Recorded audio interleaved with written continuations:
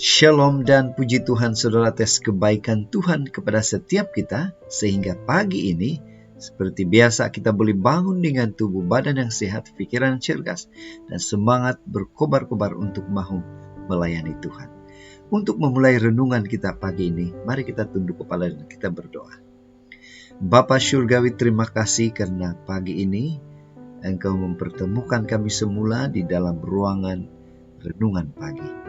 Terima kasih menyertai dan memberikan kami pengertian. Dalam nama Yesus kami berdoa. Amin. Saudara yang dikasihi dalam Kristus, pagi ini renungan kita bertajuk Pergi dan Jangan Berbuat Dosa Lagi. Mengapa saudara dan bagaimana kita boleh melakukan ini? Mari kita mulai dengan ayat inti kita yang terdapat di dalam Yohanes 8 ayat 11 yang mengatakan, "Lalu kata Yesus, aku pun tidak menghukum engkau, pergilah dan mulai sekarang jangan berbuat dosa lagi." Saudara, kalau kita membaca keseluruhan ayat ini yang terdapat di dalam bacaan kita hari ini, buku Yohanes 8 ayat 2 sehingga 11. Ini merupakan kisah di mana orang Farisi dan ahli Taurat membawa seorang wanita yang didapati berzina kepada Yesus. Nah, apa cerita selanjutnya? Namun sebelumnya mari kita mendengarkan sebuah ilustrasi. Ada seorang anggota gereja menemui pastor dan bercerita, "Pastor, saat muda saya telah berselingkuh.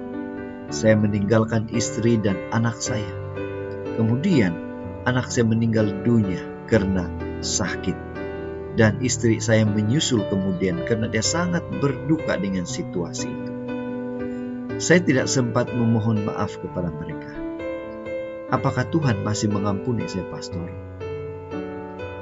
Seorang pemuda orang tua itu bertanya kepada pastor. Kemudian pastor itu mengajak dia di tepi sungai. Ia menyuruh orang itu mengambil batu besar dan melemparnya ke air. Pendeta itu mengambil batu kerikil kecil dan juga melemparkannya ke air. Kemudian pastor itu bertanya, "Mana dari kedua batu itu yang timbul dari dalam air?" Jawab orang itu, "Tidak ada." Dan pendeta atau pastor itu berkata, "Benar, betul. Begitu juga dosa kita di hadapan Tuhan. Besar atau kecil tidak diperhitungkan Tuhan. Dengan syarat datang kepadanya dengan penuh penyerahan dan pertobatan." Saudara, mari kita kembali kepada cerita tentang wanita yang dibawa oleh orang Farisi itu. Pada saat ahli Taurat orang Farisi itu membawa seorang perempuan yang didapati berzina kepada Tuhan, Yesus menempalak mereka. "Jika mereka tidak berdosa, jika kamu tidak berdosa," kata Yesus kepada orang Farisi dan orang Taurat, ahli Taurat itu, "silakan merejam perempuan itu." Saudara, dalam cerita itu nyatanya tidak ada seorang pun yang mengambil batu untuk melontar atau melempar wanita tersebut. Satu persatu mereka meninggalkan tempat itu karena mereka sadar bahwa mereka juga orang berdosa. Dalam cerita ini saudara, Yesus tidak menghukum wanita itu. Yesus malah menghulurkan pengampunan dan memberi wanita itu kesempatan untuk hidup baru. Yang menjadi pertanyaan ialah, apa aplikasi bagi kita saudara daripada cerita dan kisah Alkitab ini? Mungkin saja saudara, orang tua dan wanita dalam cerita di atas adalah saudara dan saya, kita semua. Apa makna pengampunan Tuhan itu pada mereka dan untuk kita pada ketika ini? Pengampunan Yesus itu setidaknya mengandungi dua pesanan untuk kita. Ada dua perkara yang kita boleh perhatikan. Yang pertama, jangan pernah menghakimi orang lain, karena kita juga orang berdosa. Mengapa kita sombong menganggap dosa orang lain lebih parah, lebih besar daripada kita? Kita semua berdosa.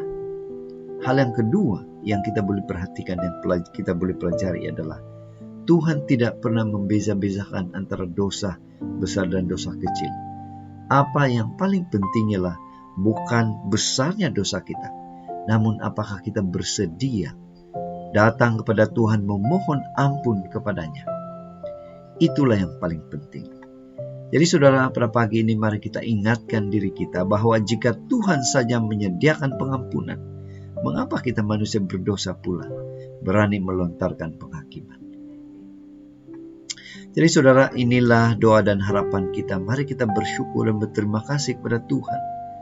Karena Tuhan, bila mana kita datang kepada Dia memohon kekuatan, Dia pasti akan memberikan kemampuan, kekuatan untuk kita, supaya kita boleh terus mengampuni dan menerima orang lain.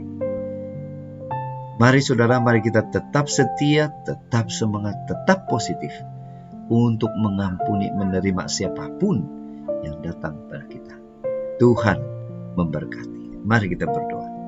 Bapa Surgawi, terima kasih atas kebaikan-Mu, karena bersama dengan kami dan memberikan pengertian kepada kami dari renungan pagi ini. Dalam nama Yesus kami berdoa. Amin.